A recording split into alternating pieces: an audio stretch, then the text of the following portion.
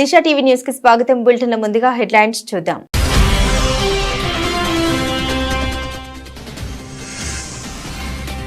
దేశాధినేతలతో భారత ప్రధాని మోదీ కీలక భేటీలు. దేశాల ప్రజల మధ్య సంబంధాలను బలపరిచేందుకు పనిచేస్తామని వెల్లడి.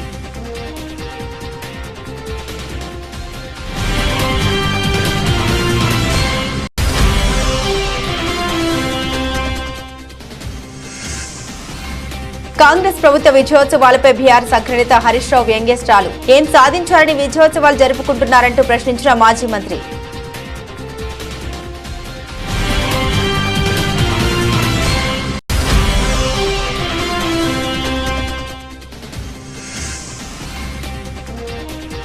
ముస్తాబైన కాలేజీ కళాక్షేత్రం నేడు సీఎం రేవంత్ రెడ్డి చేతుల మీదుగా ప్రారంభం.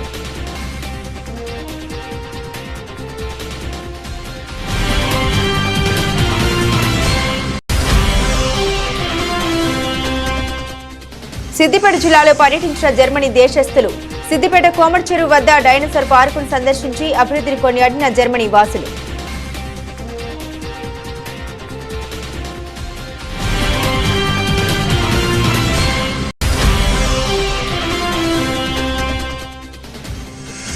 పెద్దపల్లి జిల్లా కలెక్టరేట్ ను ముట్టడించిన ఆందోళన చేపట్టిన రామగిరి మండలం సుందిల గ్రామానికి చెందిన రైతులు సింగరేణి సంస్థ స్వాధీనం చేసుకుని తమకు నష్టపరిహారం ఇవ్వాలని డిమాండ్.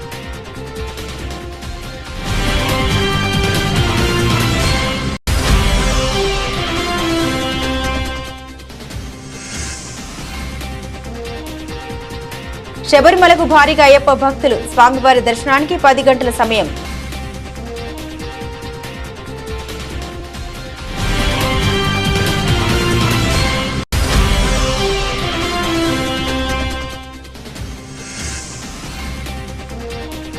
అరేబియా సముద్రంలో పాక్ నౌకను వెంటాడిన భారత నేవీ షిప్. 2 గంటల పాటు చేసి 7గురిని కాపాడిన నేవీ.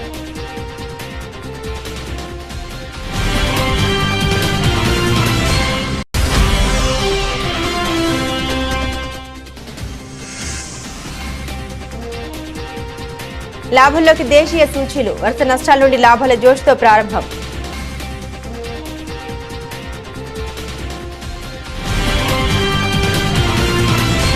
బ్రెజిల్లోని రియో డి జనీరోలో జరుగుతున్న G20 సదస్సులో భారత ప్రధాని మోదీ పాల్గొన్న విషయం తెలిసిందే. ఈ సందర్భంగా ఆయన పలువురు దేశాధినేతలతో ప్రత్యేకంగా సమావేశమయ్యారు. ఫ్రాన్స్ అధ్యక్షుడు ఇమ్మాన్యుయల్ మేక్రాన్, బ్రిటన్ ప్రధాని కీర్ స్మార్టర్ తదితరులతో చర్చించిన విషయాలపై మోదీ ట్విట్టర్ వేదికగా వెల్లడించారు. నా స్నేహితుడు ఇమ్మాన్యుయల్ మేక్రాన్ ను కలవడం ఎంతో సంతోషంగా ఉందని మోదీ పేర్కొన్నారు. భారత్, ఫ్రాన్స్ అంతరిక్షం, ఇంధనం, AI వంటి ఇతర రంగాల్లో సన్నిహితంగా పనిచేయడంపై చర్చించామని రాసుకొచ్చారు. ఇరు దేశాల ప్రజల మధ్య సత్సంబంధాన్ని బలపరిచేందుకు పనిచేస్తామని అన్నారు. అలాగే ఈ ఏడాది ప్రారంభంలో పారిస్ వేదికగా జరిగిన ఒలింపిక్స్ ను సమర్థవంతంగా నిర్వహించారని మేక్రాన్ ను ప్రశంసించినట్లు మోదీ తెలిపారు. బ్రిటన్ ప్రధాని కీర్ స్మార్టర్ తో చర్చల విషయంపై రాబోయే కాలంలో సాంకేతికత, గ్రీన్ ఎనర్జీ, భద్రత, ఆవిష్కరణ వంటి రంగాల్లో కలిసి పనిచేసేందుకు ఆసక్తిగా ఉన్నామని వెల్లడించారు. వాణిజ్యంతో పాటుగా సాంస్కృతిక సంబంధాలను సైతం బలపరచాలని భావిస్తున్నట్లుగా మోదీ పేర్కొన్నారు. మరోవైపు Italy, UK, Indonesia, Norway, Portugal సహా పలు దేశాధినేతలతో కూడా మోదీ భేటీ అయ్యారు.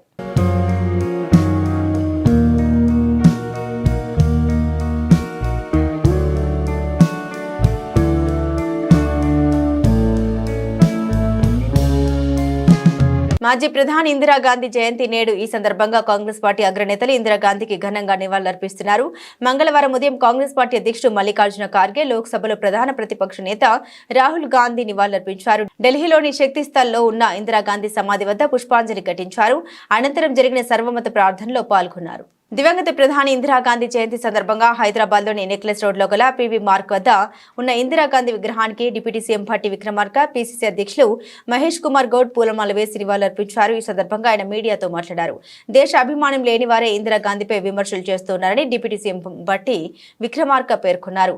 ఉద్దేశపూర్వకంగా దేశ తొలి మహిళ ప్రధాని నెగిటివ్ గా చూపిస్తున్నారని విమర్శించారు. మాజీ ప్రధానిపై తప్పుడు ప్రచారం చేస్తూ దేశాన్ని విభజించి లబ్ధి పొందాలని చూస్తున్నారని ఆగ్రహం వ్యక్తం చేశారు. ప్రపంచ స్థాయిలో భారత్ను నిలబెట్టడంతో దివంగత మాజీ ప్రధాని ఇందిరా కీలక పాత్ర పోషించారన్నారు. దేశ సమగ్రత కోసం ప్రాణాలు విడిచారన్నారు. ఆమెపై నెగిటివ్ గా సినిమాలు తీసే వారికి కౌంటర్ ఇచ్చారు. ఈ కార్యక్రమంలో మాజీ మంత్రి గీతారెడ్డి, ఖైరతాబాద్ శాసనసభ్యులు దానం నాగేందర్ మరియు ఇతర కాంగ్రెస్ నాయకులు పాల్గొన్నారు. తెలంగాణలో కాంగ్రెస్ ప్రభుత్వం ఏర్పడి ఏడాది పూర్తయిన సందర్భంగా వరంగల్ వేదికగా నిర్వహించ తలపెట్టిన విజయోత్సవాలపై మాజీ మంత్రి బీఆర్ఎస్ అగ్రనేత టి హరీష్ రావు సెటర్లు వేశారు. విజయోత్సవాలు కాదు, అపజయోత్సవాలు జరపడని విమర్శించారు హరీష్ రావు. కాంగ్రెస్ పార్టీ అన్ని వర్గాల్ని సక్సెస్ఫుల్ గా మోసం చేసిందని ఆయన వ్యంగ్యస్టాలు సంధించారు. సీఎం రేవంత్ రెడ్డి వరంగల్ వేదికగా అన్ని వర్గాల ప్రజలకు క్షమాపణ చెప్పాలని హరీష్ రావు డిమాండ్ చేశారు. వరంగల్ డిక్లరేషన్ మహిళలకు ఇచ్చిన హామీలు ఇప్పటికైనా అమలు చేయాలని అన్నారు. 10 నెలల్లో రాష్ట్రాన్ని 10 ఏళ్ల వెనక్కి తీసుకెళ్లారని హరీష్ రావు విమర్శించారు. ఎవరనుకున్నారు ఇట్లా ఉన్నానని, ఎవరనుకున్నారు ఇట్లా ఉన్నానని ప్రజాకవి కాళోజీ నినదించినట్లు కాంగ్రెస్ చేతిలో ప్రజలు దగా పడ్డారని అన్నారు హరీష్ రావు. రైతులు దారుణంగా మోసపోయారని వ్యాఖ్యానించారు. ఆ వైఫల్యాల నుంచి ప్రజల దృష్టి మరల్చేందుకే అపజయాల్ని కప్పిపుచ్చుకునేందుకు వరంగల్ వేదికగా విజయోత్సవాలు జరుపుకోవడం సిగ్గుచేటని మాజీ మంత్రి విమర్శించారు. ఏం సాధించారని సంబరాలు జరుపుకుంటున్నారని సీఎం రేవంత్ రెడ్డిని ఆయన ప్రశ్నించారు. వారసత్వ చారిత్రక సాంస్కృతిక రంగాల్లో వరంగల్ గుర్తింపును మరింత ఇనుమడింపజేసేలా కేసీఆర్ ప్రభుత్వం ప్రజాకవి కాళోజీ నారాయణరావు పేరుతో కళాక్షేత్రాన్ని నిర్మించింది. హన్మకొండ బస్టాండ్ సమీపంలో కాకతీయ అర్బన్ డెవలప్మెంట్ అథారిటీ కూడా మైదానంలో 4.25 ఎకరాల్లో 85.10 కోట్లతో భారీ భవనాన్ని విభిన్న శైలిలో తీర్చిదిద్దారు.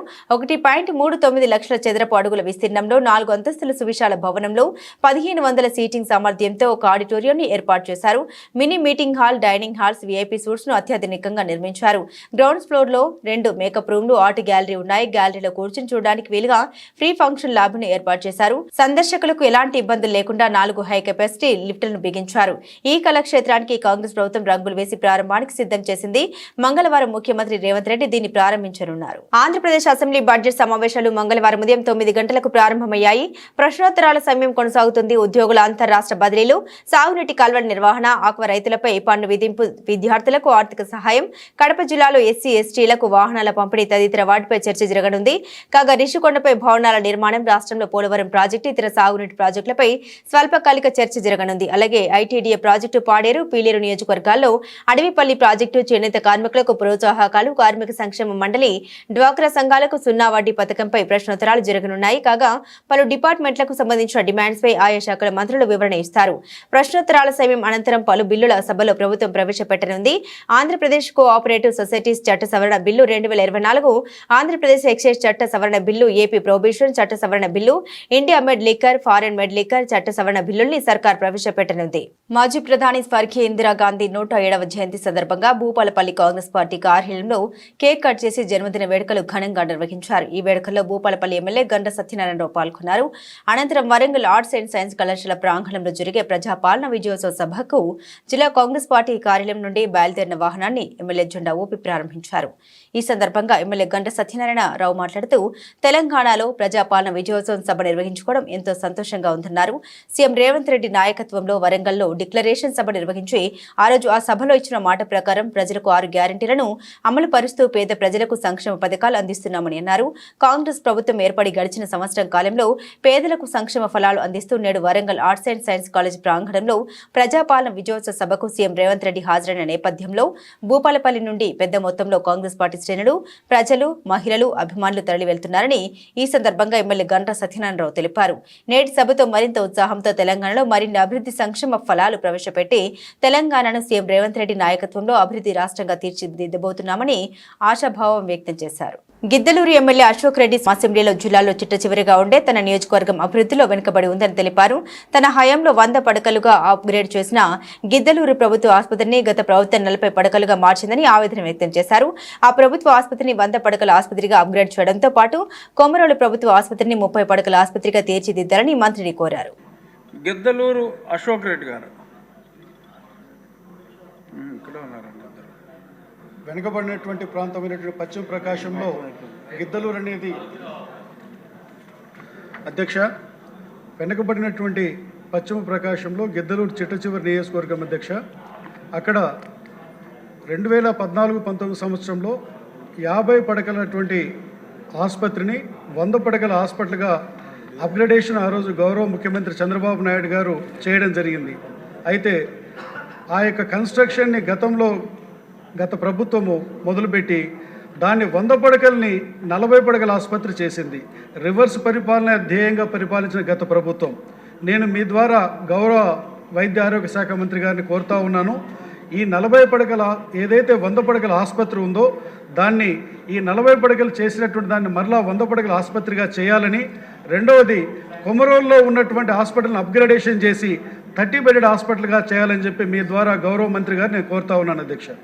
రైతులు దళార్ల చేతిలో మోసపోకుండా ఉండేందుకు ప్రభుత్వం ఐకేపీ ఫ్యాక్స్ ఆధ్వర్యంలో వరి ధాన్యం కొనుగోలు కేంద్రాల్ని ఏర్పాటు చేసిందని ఖానాపూర్ ఎమ్మెల్యే వెడ్మ బొజ్జు అన్నారు. మంచిర్యాల జిల్లా జన్నారం మండలంలోని రాంపూర్, తిమ్మాపూర్, సింగరాయపేట, తపాలపూర్ తదితర గ్రామాల్లో ఏర్పాటు చేసిన వరి ధాన్యం కొనుగోలు కేంద్రాలను ఎమ్మెల్యే ప్రారంభించారు.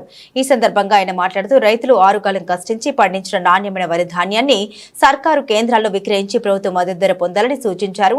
కేంద్రాల నిర్వాహకులు ఎలాంటి అవకతవకలకు పాల్పడకుండా నిబంధన మేరకు వ్యవహరించి రైతులకు ఎలాంటి ఇబ్బంది కలగకుండా చూడాలని ఆదేశించారు. ధాన్యం కొనుగోలులో ఎలాంటి అక్రమాలు జరిగినా కఠినమైన చర్యలు తప్పవని ఆయన హెచ్చరించారు.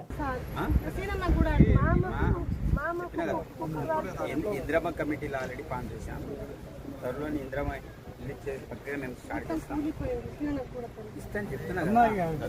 వరి కొనుగోలు కేంద్రాలని జనరం మండలంలో స్టార్ట్ చేయడం అనేది జరిగింది. ఒక 15 రోజుల క్రితం కొన్ని సెంటర్లను స్టార్ట్ చేస్తాం. మళ్ళీ మిగతా సెంటర్లన్నీ కూడా స్టార్ట్ చేయడం అనేది జరిగింది. ఈరోజు పిఎస్సి సెంటర్లు కావచ్చు, డిసిఎంఎస్లు కావచ్చు, అదేవిధంగా ఐకేపీ సెంటర్లను స్టార్ట్ చేసాం. ఐకేపీ 15, డిసిఎంఎస్ 15, అదేవిధంగా మిగతా పిఎస్సి సెంటర్లు 15, మొత్తం 45 సెంటర్లని జనరల్ మండలంలో స్టార్ట్ చేయడం అనేది జరుగుతుంది. కాబట్టి రైతులందరూ కూడా మీ యొక్క ధాన్యాన్ని ఏవైతే ప్రభుత్వ పరంగా చేసినటువంటి ఇనాగ్రేషన్లో మీరు వేయండి. ఐకేపీ సెంటరే కావచ్చు, డిసిఎంఎస్ఏ కావచ్చు, అదేవిధంగా పిఎస్సి సెంటర్లో నమ్మండి. ఎందుకంటే చాలా విషయాలు నా నోటీసులు వస్తున్నాయి. ఒకవైపు ప్రైవేట్ వ్యక్తులకి అమ్మించి ఆ ధాన్యాన్ని కూడా మళ్ళీ తిరిగి ఐకేపీ సెంటర్కు, డిసిఎంఎస్ సెంటర్కు తిరిగి వస్తున్నట్టు సమాచారం నా నోటీస్కి రావడం అనేది జరిగింది. అట్లాంటి పని ఎవరు చేసినా తప్పకుండా వారి మీద కఠినమైన చర్యలు తీసుకుంటాం. దాంట్లో ఎలాంటి సందేహం లేదు. కాబట్టి రైతు సోదరులారా, మేము ఆ రోజు కూడా చెప్పినాం, మీకు ఏమైనా ఇబ్బంది ఉంటే మా నోటీసులో తీసుకురండి, లేకుండా అధికారుల నోటీసులో తీసుకురండి. కానీ దళార్ని నమ్మి మీరు మోసపోకండి. మోసం చేసే ప్రభుత్వం ఈ ప్రభుత్వం కాదు, ఇది మీ ప్రభుత్వం, మీరు అనుకున్న ప్రభుత్వం. కాబట్టి మీకు ఏ సమస్య ఉన్నా మా నోటీసులో తీసుకొచ్చి ఆ సమస్యకు పరిష్కారం అయ్యే విధంగా మేము చూస్తాం. కాబట్టి ఈరోజు ఇక్కడ రాంపూర్లో ఒక డిసిఎంఎస్ సెంటర్, అదేవిధంగా ఐకేపీ సెంటర్లని స్టార్ట్ చేయడం జరిగింది. ఈ ప్రాంత రైతులందరూ కూడా చాలామంది నెక్స్ట్ పంటకి మీరు నీళ్ళు ఇస్తారని అడుగుతున్నారు. తప్పకుండా నెక్స్ట్ పంట కూడా నీళ్ళు ఇస్తాం, దాంట్లో ఎలాంటి సందేహం లేదు. చాలామంది పూడిక తీసే విషయంలో చాలామంది అపోహలు పడుతున్నారు, అసలు మనకు నీళ్ళు వస్తుందా రాదని. కానీ మేము అధికారులతోటి మాట్లాడడం అనేది జరిగింది. కాబట్టి ఏదేమైనా సరే మీరు కూడా కొంత ఈ అంశాల మీద తెలుసుకోకుండా ఎవరు చెప్పిన మాటలని నమ్మి మీరు మోసపోవాల్సిన అవసరం లేదని ఈ సభకు మీ అందరికీ తెలియజేస్తున్నా. ధన్యవాదాలు. దశాబ్దాల క్రితం పేదలకు కేటాయించిన అసైన్డ్ భూములపై గత ప్రభుత్వం వారికి హక్కులు కల్పిస్తే కూటమి నేతలు ఇన్సైడర్ ట్రేడింగ్ అని తప్పుడు ప్రచారం చేస్తూ ఉన్నారని వైసీపీ ఎమ్మెల్యే తాటిపర్తి చంద్రశేఖర్ మండిపడ్డారు. కూటమి నేతలకు మాత్రమే మూటలు అన్న చందంగా మాట్లాడుతున్నారని ఎద్దేవా చేశారు. ఆ భూములన్నిటి మీద 20 సంవత్సరాల పై చిలుకు దాని మీద స్వాధీనంలో ఉన్నటువంటి వారికి, వారికి కేటాయించి 20 సంవత్సరాలు దాటినటువంటి వారికి ఆ భూముల మీద హక్కు కల్పిస్తూ అనేక చుక్కల భూములు కానీ, అసైన్డ్ భూములు కానీ, ఇనాం భూములు కానీ, అలాగే సర్వే ఇనాం కానీ, షరతులతో కూడినటువంటి పట్టా భూములను కానీ, వీటన్నిటి మీద నిపుణులతోటి సలహాలు తీసుకొని వారి సూచనల మేరకు ఈ రాష్ట్రంలో పేదవాడుగానే ఉండడానికి వీల్లేదు, పేదవాళ్ళు ఖచ్చితంగా వారి యొక్క భవిష్యత్తును దిద్దుకోవాల్సినటువంటి అవసరం ఉంది. అత్యధికంగా దీనిలో దళితులు ఉన్నటువంటి వారు ఎక్కువగా ఉన్నారు. వారికి సంబంధించి దాదాపుగా అసైన్డ్ భూములు 15,21,160 మంది రైతులకు సంబంధించినటువంటి దాదాపు 27,41,698 ఎకరాలు దశాబ్దాలుగా వాళ్ళు సాగు చేసుకుంటున్నప్పటికీ హక్కు లేక వారు పేదవారుగానే ఉంటూ వారి బిడ్డల్ని కనీసం చదివించుకోవడానికి కూడా అర్హత లేక, ఆర్థిక స్తోమత లేక ఇబ్బంది పడేటటువంటి వారిని ఆదుకోవాలని తీసుకొచ్చినటువంటి ఒక మహా గొప్ప విషయాన్ని మీ అందరికీ తెలుసు. దాని ద్వారా అనేక మందికి లబ్ధి జరిగింది. ఇవాళ కూటమి నేతలు వారికి మాత్రమే మూటలనే విధంగా మంత్రి గారు అనగాని సత్యప్రసాద్ గారు ఈరోజు వారు కొన్ని వ్యాఖ్యలు చేశారు. అసెంబ్లీ సాక్షిగా కీలకమైనటువంటి వ్యాఖ్యలు చేశారు. 25,000 ఎకరాల అసైన్డ్ భూమి రిజిస్టర్ అయ్యాయంటే ఎందుకయ్యా మీకు అంత కడుపుమంట? ఏం కాకూడదా? పేదవాడు పేదవాడిగానే ఉండాలా? పెత్తందారి లాగానే ఉండాలా? కూటమి నేతలు మాత్రమే మూటలు దోచుకొని కట్టుకొని తిరగాల? పేదవాడు తను 20 సంవత్సరాల నుంచి సాగు చేస్తున్నటువంటి భూమి మీద హక్కు పొందడం అనేది తప్ప? దీని మీద ఎందుకు మీరంతా ఈ రకమైనటువంటి పక్షపాత ధోరణి వ్యవహరిస్తున్నారో కూటమి నేతలు చెప్పాల్సినటువంటి అవసరం ఉంది. వీరు చాలా విచిత్రకరమైనటువంటి మాటలు మాట్లాడారు. పేదవాడు ఎన్నో సంవత్సరాల నుంచి కలిగి ఉన్నటువంటి భూమిలో ఇన్సైడర్ ట్రేడింగ్ జరిగింది అంట. ఎలా జరుగుతుంది సార్? మంత్రి గారు, మీరు నిజంగా స్పృహుండే మాట్లాడుతున్నారా? దీని మీద అవగాహన ఉండే మాట్లాడుతున్నారా? ఈ భూమి దశాబ్దాలుగా ఆ పేదవాళ్ళ దగ్గర ఉంది, ఆ దళితుల దగ్గర ఉంది, ఆ వెనుకబడినటువంటి వర్గాల దగ్గర ఉంది, ఆ మైనారిటీ సోదరుల దగ్గర ఉంది. దీనిలో ఇన్సైడ్ ట్రేడింగ్ ఎలా జరుగుతుంది? అంటే పేదవాడు ఎదగటాన్ని చూడలేనటువంటి కూటమి, పేదవాళ్ళని బాగు చేస్తుంటే అడ్డుకునేటటువంటి కార్యక్రమాలకి పాల్పడుతూ వాటిని అడ్డుకోవటానికే ఒక ప్రణాళికాబద్ధంగా ఇవాళ సత్యప్రసాద్ గారితో, మంత్రి గారితో ఈ వ్యాఖ్యలు చేసినట్టుగా ఈ కూటమి ప్రభుత్వాన్ని మనం ఒక్కసారి గమనించవచ్చు. పెద్దపల్లి జిల్లా కలెక్టరేట్ వద్ద రామగిరి మండలం సుందిల్ల గ్రామానికి చెందిన వందలాది మంది రైతులు కలెక్టరేట్ ముట్టడించి ఆందోళన చేపట్టారు. తమ భూముల చుట్టూ సింగరేణి సంస్థ ఓపెన్ కాస్ట్ పేరిట మట్టి కుప్పలు పోసి వ్యవసాయాన్ని దెబ్బతీస్తోందని ఆవేదన వ్యక్తం చేశారు. తాత ముత్తాతల కాలం నుండి సాగు చేసుకుంటున్న వందలాది ఎకరాల సాగు భూమిని సింగరేణి సంస్థ స్వాధీనం చేసుకుని తమకు నష్టపరిహారం ఇవ్వాలని డిమాండ్ చేశారు. కలెక్టర్ కోయ శ్రీహర్ష తమ సమస్యను పరిష్కరించాలని విన్నవించారు. భూములు సర్వే చేయించి వీలైనంత తొందరగా నష్టపరిహారం ఇస్తామని కలెక్టర్ ఇచ్చిన హామీతో ఆందోళన విరమించారు. మా గ్రామ పరిస్థితి అంటే ఒకప్పుడు మా గ్రామంలో ఉమ్మడి కరీంనగర్ జిల్లా 2 పంటలు పండేది మా గ్రామంలో. ఇప్పుడు ప్రాజెక్ట్ వచ్చి అటు పంట లేకుండా అయిపోయింది, ఇటు ఓసీ5 అనేది వచ్చి ఇటు నుంచి కూడా మాకు పంట లేకుండా చేసారు. సరే సార్, మేము పంట వేసుకునే వాళ్ళని బంద్ చేసి మీకు కాంపెన్సేషన్ ఇస్తాం, మీరు ఓసీకి సహకరించాలి ఓసీ5 కంటే రైతులందరం కనీసం ఏమనకుండా సార్ మీరు న్యాయం చేస్తున్నట్టు మేమేమని మా పొలాల నుంచి రోడ్ ఇచ్చినాం. అలాంటి ఇప్పుడు సర్వీస్ రోడ్డు మంత్రికి పోయే రోడ్డు మా భూములలోనే ఉన్నది. వాళ్ళు ఏం చేశారు, ఒక 6 నెలల పైలితాన్ని సర్వే చేసి 2-3 సంవత్సరాలు గడిపి వాళ్ళది ఏం చేసినంటే ఆ సర్వే మంచిగా లేదా దాని మీద మాకు కంప్లైంట్స్ వచ్చినాయి, మాకు విజిలెన్స్ అయింది, అదైంది, మేము మళ్ళీ రీసర్వే చేస్తామని అన్నారు. ఏం చేయాలి మీరు సర్వే మళ్ళీ రీసర్వే చేసి రీసెంట్గా మనం రీసర్వే చేసారు. అప్పటి కలెక్టరు జేసీ గారు అందరూ వచ్చి మీకు న్యాయం చేస్తామయ్యా మీరు రోడ్ ఇవ్వండి అంటే అప్పుడు ఇచ్చినాం. ఇప్పుడు ఈ కలెక్టర్ గారు కూడా వచ్చిర్రు మా దగ్గరికి వచ్చి భూములు ఇవ్వండి మీకు న్యాయం చేస్తాం, మీరు గొడవకు దిగవద్దు, ఏం చేయొద్దు, మీకు మేము న్యాయం చేస్తాం కదా అని వీళ్ళు కూడా మాట ఇచ్చేసరికి మేము వదిలేసినాం. అయితే ఏం చేసారు అంటే ఈ 4 సంవత్సరాల గ్యాప్లో మమ్మల్ని ఆ పొలాలలో పోకుండా వేసారు. పొలాలలో పోకుండా వేసి మొన్న లాస్ట్ వర్షానికి సింగరేణికి కావాలని రెచ్చగొట్టి మీరు ఎవరైనా ఫోటోలు దిగండి, 4 సంవత్సరాలు బీడున్నాక భూమి బీడే ఉంటుంది కానీ 4 సంవత్సరాలు మమ్మల్ని పంట తీసుకొని తెలియరు. అది ఎక్కడక్కడ తుమ్మలు మొలిసి ప్లేన్ ఉన్న వాళ్ళే ఇక మీరు ఎవరైనా దిగండి, మేము డబ్బులు ఇస్తాం దిగిన వాళ్ళకన్నా సింగరేణి కొంతమందిని కన్వెంట్ చేసుకొని ఇట్లా ఒక ఇల్లు తయారు చేసి మళ్ళీ లాస్ట్ మొన్న ఒక సర్వే చేసారు. ఆ సర్వే కూడా వాస్తవంగా అంతా బరాబరి ఉన్నది. కాకపోతే 269 ఎకరాలల్లా ఒక 69-70 ఎకరాలు డిస్ప్యూట్ ఉన్నది. 200 ఎకరాల రైతులు అందరూ క్లియర్ ఉన్నారు. ఆ సర్వే కూడా వాళ్ళు కరెక్ట్ బిట్టు సెడ్ అయ్యాక ఒకరి నెంబర్ ఒకరు రాసుట్లా వీళ్ళు ఎంఆర్ఓ దగ్గరికి పరుగులు తీసారు. అయితే ఇది జరిగింది. అయితే ఇది జరిగినప్పుడు జిఎం గారి దగ్గర పోతే మొన్న వచ్చి ఊర్లోకి వచ్చి జిఎం మీటింగ్ పెట్టి నేను మిమ్మల్ని కలెక్టర్ దగ్గర తీసుకోవద్దా, దాని మీద మాట్లాడదా, మీకు తొందరగా నేను న్యాయం చేస్తాను అన్నాడు. అయితే ఈరోజు ఏంటంటే ఫస్ట్ నుంచి ఒక 390 నెంబర్ అనేది వీళ్ళు డబ్బులు ఇవ్వాలని చెప్తాను సర్వే నెంబర్. దాని పరిస్థితి అంటే 390లో కంప్లీట్ రైతులు 390లే ఉన్నారు. ఉన్న రైతులంతా ఎస్సీ ఎస్టీ బీసీలే.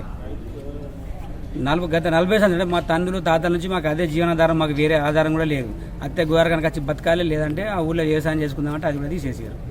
దీనివల్ల మేము కుటుంబాలను నాశనం అవుతానే, మాకు ఇంకైనా న్యాయం చేయండి అని చెప్పి మేము అర్జిస్తే సిగరెట్ జిఎం ఊళ్ళోకి వచ్చి నేను మీటింగ్ పెడతాను పెట్టి మీరు రండి అని కలెక్టర్ దగ్గర తీసుకుపోతాను. ఇప్పటికి 5 సార్లు పోయినాం, దొరకలే.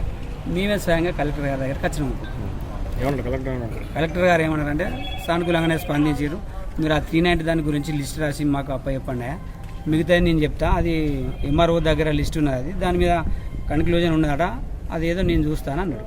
అంగన్వాడీ వర్కర్ల సమస్యలపై కీలక ప్రకటన చేశారు మంత్రి గుమ్మిడి సంధ్యారాణి.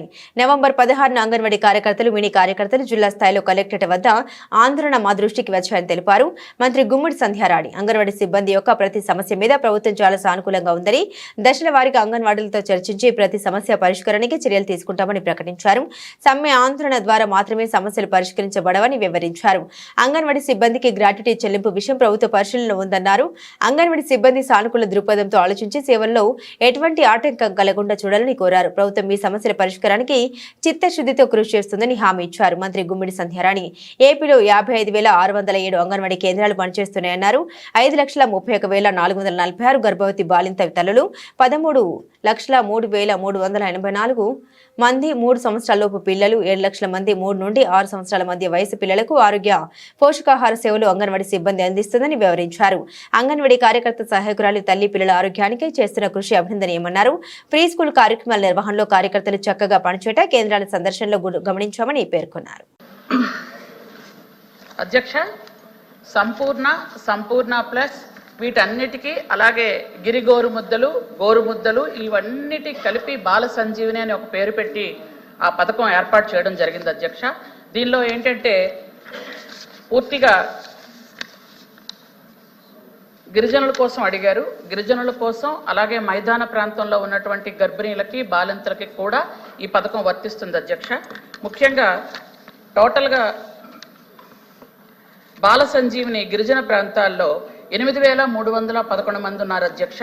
అలాగే జనరల్గా ఉన్న వాళ్ళలో 47,295 మంది ఉన్నారు అధ్యక్ష. మొత్తం 55,607 మంది ఈ బాల సంజీవిని ప్రోగ్రాంలో ఉన్నారు అధ్యక్ష.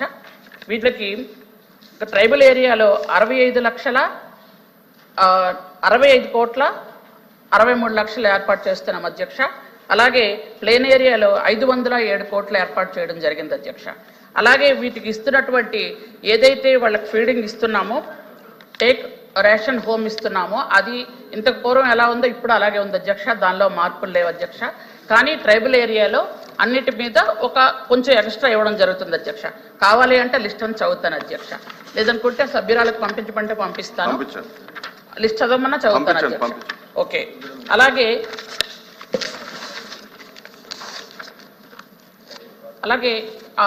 ఏదైతే సీమంతాలు కానీ, అన్నప్రాసన కానీ ట్రైబల్ ఏరియాలో చేసుకోలేని పేదవాళ్ళ కోసం, అలాగే మైదాన ప్రాంతాల్లో కూడా ఎస్టీ, ఎస్సీ, బీసీల్లో చాలా పేదవాళ్ళు ఉంటారు అధ్యక్ష. అట్లాంటి వాళ్ళకి ప్రభుత్వమే దగ్గరుండి సీమంతాలని, అన్నప్రాసన కార్యక్రమాలు చేయడం జరుగుతుంది అధ్యక్ష. అలాగే కిషోర్ వికాస్, అదేంటంటే హాస్టల్స్లో ఉన్న పిల్లలు కానీ, చదువుకున్న పిల్లలు అంటే 10th లోపు ఉన్న పిల్లలు, ఇంచుమించు ఇంటర్మీడియట్ లోపు ఉన్న పిల్లలకి రక్తహీనత కలిగిన అట్లాంటి వాళ్ళకి సంపూర్ణ పోషణ కింద ఇవ్వడం జరుగుతుంది అధ్యక్ష. వాళ్ళని చాలా అంటే గుడ్ టచ్, బ్యాడ్ టచ్ ఇట్లాంటివి ఇప్పుడు సమాజంలో పరిస్థితులు బాగులేవు కాబట్టి వాళ్ళకి అన్ని విధాలుగా చెప్పడం కూడా జరుగుతుంది అధ్యక్ష. కిషోర్ వికాసం అని, ఎందుకంటే 0 నుంచి 6 years అంగన్వాడీ సెంటర్స్లో చెప్తే, కిషోర్ వికాస్ మాత్రం పిల్లలకి, కౌమార దశలో ఉన్న పిల్లలకు కూడా చెప్పడం జరుగుతుంది అధ్యక్ష. అలాగే న్యూట్రీ గార్డెన్స్ అంటే ప్రతి అంగన్వాడీ సెంటర్స్లో కూడా వెజిటబుల్స్ పెంచడం కానీ, వాటిలో ఉపయోగించడం కానీ ఈ పథకం కూడా ఉంది అధ్యక్ష. దానికోసం ప్రతి అంగన్వాడీ సెంటర్కి 10,000 రూపాయలు ఇవ్వడం జరుగుతుంది అధ్యక్ష. అలాగే ఇంకుడు గుంతల కోసం 16,000 రూపాయలు ఇస్తున్నాం అధ్యక్ష. అలాగే అక్కడ ఉన్నటువంటి అంగన్వాడీ సెంటర్స్ లో ఏవైనా. సిద్దిపేట జిల్లాలో జర్మనీ దేశస్తులు పర్యటించారు. సిద్దిపేట కోమటి చెరువు వద్ద ఉన్న తెలంగాణ టూరిజం శాఖ నిర్మించిన డైనోసార్ పార్కును జర్మనీ దేశ పర్యాటకులు సందర్శించారు. హైదరాబాద్, సిద్దిపేట మరికొన్ని ప్రాంతాల్లో వారు ఈ దేశ సంస్కృతి సంప్రదాయాన్ని వారు పరిశీలించారు. అలాగే ఇక్కడ నిర్మించిన డైనోసార్ పార్కును సందర్శించారు. పార్కు సందర్శించి కోమటి చెరువు అభివృద్ధిని కొనియాడారు. వావ్ డైనోసార్ పార్క్ అంటూ పార్కు చుట్టూ కలియ తిరిగారు. సరదాగా కాసేపు వారు పార్కులో గడిపారు.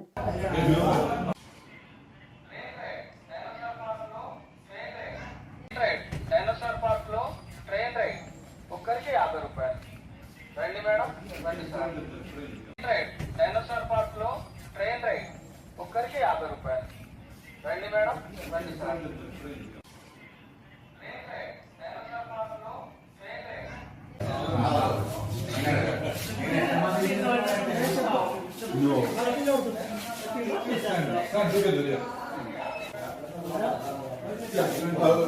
Voor wat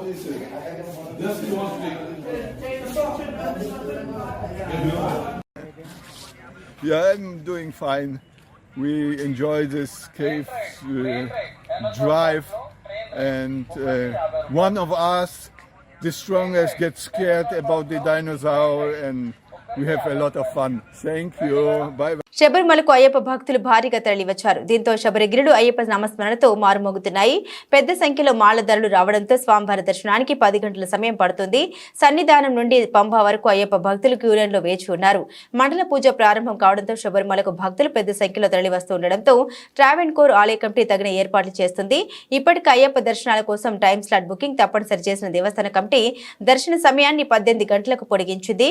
అదేవిధంగా వర్చువల్ క్యూ బుకింగ్స్ ను ప్రారంభించింది. వర్చువల్ దర్శనానికి తొలి రోజే 30,000 మంది భక్తులు టికెట్స్ బుక్ చేసుకున్నారు. ఈ ఏడాది నిత్యం 80,000 మందికి దర్శనాలు కల్పించాలని నిర్ణయించారు. అయితే ఇందులో 70,000 మందికి ఆన్లైన్లో వర్చువల్ క్యూ టికెట్లు బుక్ చేసుకునేందుకు అవకాశం కల్పించగా మరో 10,000 మందికి శబరిమలలోనే 3 ప్రాంతాల్లో ఏర్పాటు చేసిన ప్రత్యేక కౌంటర్లో టికెట్ అందించనున్నారు. భారతీయ మత్స్యకారుల్ని బంధించి తీసుకెళ్తున్న పాకిస్తాన్ షిప్ ను భారత కోస్ట్ గార్డ్ షిప్ వెంటాడింది. అరేబియా సముద్రంలో దాదాపు 2 గంటల పాటు చేసి పాక్ అధికారుల చెర నుండి మత్స్యకారులను విడిపించింది. మత్స్యకారులను సురక్షితంగా తీరం చేర్చింది. భారత కోస్ట్ గార్డ్ అధికారులు వెల్లడించిన వివరాల మేరకు అరేబియా సముద్రంలో నో ఫిషింగ్ జోన్ సమీపంలో భారత మత్స్యకారుల బోటును పాక్ మారిటైమ్ సెక్యూరిటీ ఏజెన్సీ నౌక అడ్డగించింది. బోటుపై దాడి చేసి సముద్రంలో ముంచేసింది. 7 మత్స్యకారుల్ని బంధించి తమ దేశానికి తీసుకెళ్లేందుకు ప్రయత్నించింది. పాక్ నౌక దాడి చేయడం ప్రారంభించగానే మత్స్యకారులు భారత కోస్ట్ గార్డుకు సమాచారం అందించారు. తమను కాపాడాలని వేడుకున్నారు. దీంతో వెంటనే స్పందించిన అధికారులు కోస్ట్ గార్డ్ నౌకను మత్స్యకారుల రెస్క్యూ కోసం పంపించారు. భారత్ పాక్ మారిటైమ్ సరిహద్దుకు చేరుకున్న కోస్ట్ గార్డ్ నౌక పాకిస్తాన్ నౌకను వెంటాడి అడ్డగించింది. పాక్ అధికారుల చెర నుండి 7 భారత మత్స్యకారులను విడిపించి తీరానికి చేర్చింది. సెప్టెంబర్ త్రైమాసిక ఫలితాలు నిరాశాజనకంగా ఉండడం, విదేశీ ముదుపర్లు అమ్మకాలు దిగడంతో సూచీలు ఈ నెలలో భారీ నష్టాన్ని చవిచూశాయి. గరిష్టం నుండి సెన్సెక్స్ ఏకంగా 9,000 పాయింట్లు పడిపోయింది. దీంతో కనిష్టం వద్ద మదుపర్లు కొనుగోలుకు మొగ్గు చూపుతున్నారు. వరుసగా నష్టాల్లోనే ట్రేడ్ అవుతున్న దేశీయ సూచీలు మంగళవారం లాభాల జోష్తో ప్రారంభమయ్యాయి. సెప్టెంబర్ త్రైమాసిక ఫలితాలు నిరాశాజనకంగా ఉండడం, విదేశీ ముదుపర్లు అమ్మకాలు దిగడంతో సూచీలు ఈ నెలలో భారీ నష్టాలను చవిచూశాయి. గరిష్టం నుండి సెన్సెక్స్ ఏకంగా 9,000 పాయింట్లు పడిపోయింది. దీంతో కనిష్టాల వద్ద ముదుపర్లు కొనుగోలుకు మొగ్గు చూపుతున్నారు. దీంతో సెన్సెక్స్ లాభాల్లో కొనసాగుతుంది. మరోవైపు నిఫ్టీ కూడా సెన్సెక్స్ బాట్లోనే లాభాల్లో కదలాడుతోంది. సోమవారం ముగింపు 77,339తో పోల్చుకుంటే దాదాపు 200 పాయింట్ల లాభంతో 77,548 వద్ద మంగళవారం ఉదయం మొదలైన సెన్సెక్స్ ఆ తర్వాత మరింత పైకి ఎగబాకింది. 78,000 మార్కు దాటేసింది. బులెటిన్ ముగించే ముందు హెడ్లైన్స్ మరోసారి.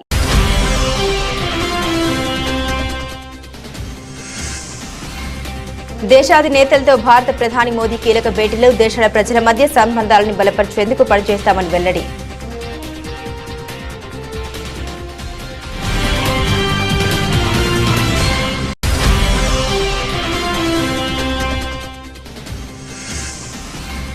కాంగ్రెస్ ప్రభుత్వ విజయోత్సవాలపై బీఆర్ఎస్ అగ్రనేత హరీష్ రావు వ్యంగ్యస్త్రాలు. ఏం సాధించాలని విజయోత్సవాలు జరుపుకుంటున్నారంటూ ప్రశ్నించిన మాజీ మంత్రి.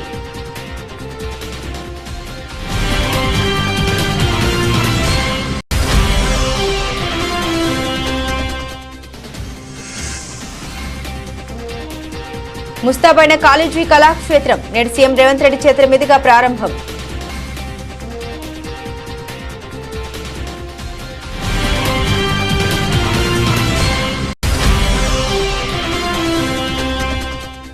సిద్దిపేట జిల్లాలో పర్యటించిన జర్మనీ దేశస్థులు.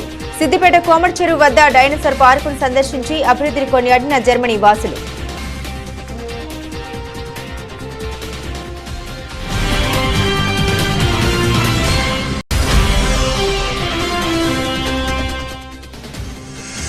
పెద్దపల్లి జిల్లా కలెక్టరేట్ ను ముట్టడించిన ఆందోళన చేపట్టిన రామగిరి మండలం సుందిల గ్రామానికి చెందిన రైతులు సింగరేణి సంస్థ స్వాధీనం చేసుకుని తమకు నష్టపరిహారం ఇవ్వాలని డిమాండ్.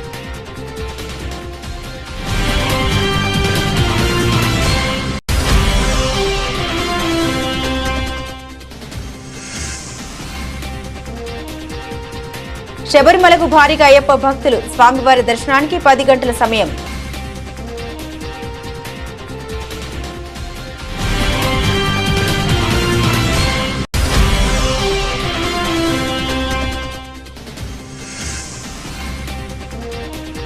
అరేబియా సముద్రంలో పాక్ నౌకను వెంటాడిన భారత నేవీ షిప్. 2 గంటల పాటు చేసి 7 కాపాడిన నేవీ.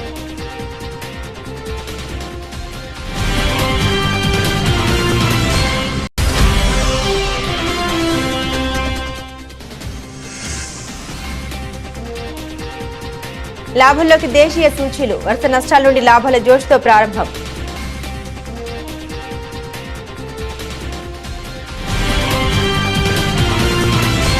ఇవి ఈ బులెటిన్లోని విశేషాలు. తిరిగి మరో బులెటిన్తో మళ్ళీ కలుసుకుందాం. అంతవరకు సెలవు. నమస్కారం.